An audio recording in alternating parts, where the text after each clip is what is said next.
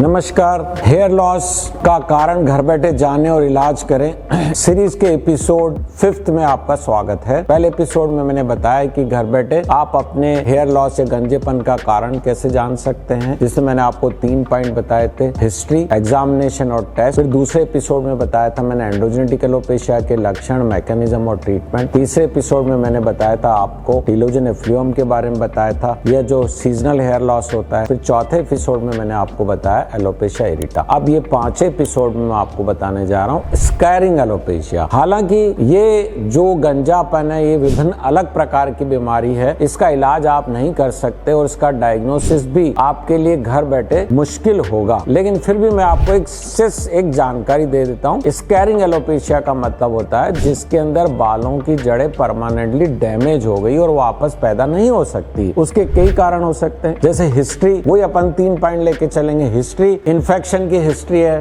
Trauma की history है, burn की हिस्ट्री है और बहुत लंबे टाइम से ये पैच बन गया या ज्यादा पैच बन गए, वहां पर चमड़ी पतली हो गई है और वहां पर खुजली हुई थी, स्केलिंग हुई थी, ये हिस्ट्री यदि मिलती है। एग्जामिनेशन पे आपको स्कार का एविडेंस मिलता है, जैसे कि भाई अपन जब देखते हैं तो वहां पर हो सकता है आपको चमड़ी पतली मिले, गड्ढे जैसा मिले, मतलब डिप्रेशन मिले, या वहां पर स्कार हो, पोस्ट बर्न का या एक्सीडेंट का स्कार हो। तो ऐसा यदि आपको एग्जामिनेशन पे मिलता है तो इन स्कैरिंग एलोपेशिया का सपोर्ट करता है। फिर टेस्ट के अंदर स्कैरिंग एलोपेशिया के लिए होता है बायोप्सी। यदि डेफिनेट स्कैरिंग एलोपेशिया है जिसको डॉक्टर समझता है कि भाई ये पोस्ट ट्रॉमेटिक नहीं है, पोस्ट बर्न नहीं है, पोस्ट इन्फेक्टिव नहीं है, ये डेफिनेटिव एक स्कैरिंग एलोपेशिया है जिसके बहुत सारे वेरिएशंस है, बहुत प्रकार के स्कैरिंग एलोपेशिया होते हैं। कई बार डॉक्टरों को कंफ्यूजन होता है, वो किसी अन्य बीमारी से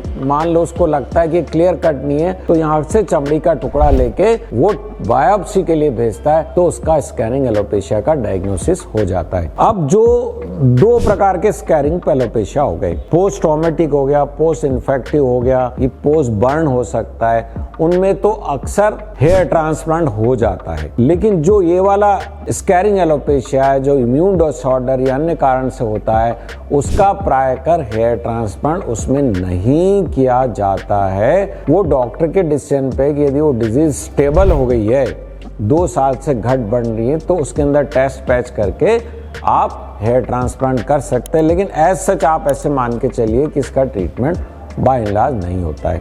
और इसका ट्रीटमेंट यदि है डायग्नोसिस, और इसका ट्रीटमेंट डर्मेटोलॉजिस्ट या प्लास्टिक सर्जन या जो ट्रैकोलॉजिस्ट है वही करेगा और वही डिसाइड करेगा क्या ट्रीटमेंट होगा या नहीं होगा। तो इस संबंध में बेहतर है आप अपने डॉक्टर से कंसल्ट करें, वही आपका मार्गदर्शन कर सकता है। आप इसमें अपना ज्यादा वो नहीं लगाएं कि भाई मैं ही सब कुछ कर लूं। हाँ, आप अच्छे डॉक्टर को चुने, उससे मिले जो नॉलेजेबल है और उसको फॉलो करें। तो अतः मैंने आपको हेयर लॉस एपिसोड में 5 एपिसोड बनाए हैं। यदि आप 5 इन एपिसोड को ध्यान से सुनते हैं एक के बाद एक, और मैं कहूँगा 2-3 बार यदि आप इनको सुन लेते हैं, तो बालों को लेके, बालों के झड़ने, पतलेपन, टूटने, गंजेपन को लेके आपको एक बेसिक नॉलेज हो जाती है। और इसका फायदा क्या होता है, कुछ जो गलतियां कर रहे थे वो आप नहीं करोगे, लाइफ स्टाइल, डाइट में मॉडिफिकेशन कर लोगे, तो इससे बहुत हद तक आपको इम्प्रूवमेंट हो जाएगा। फिर करेक्ट डॉक्टर से कंसल्ट करके अपना करेक्ट ट्रीटमेंट फॉलो कर सकते हो, बजाय कि टेंशन में रहने के। अतः आप ये 5 एपिसोड को अच्छे से देखें। फिर भी आपके मन में कोई जिज्ञासा है, कोई क्वेश्चन है, तो आप हमें संपर्क कर सकते हैं। थैंक यू, नमस्कार, जय हिंद।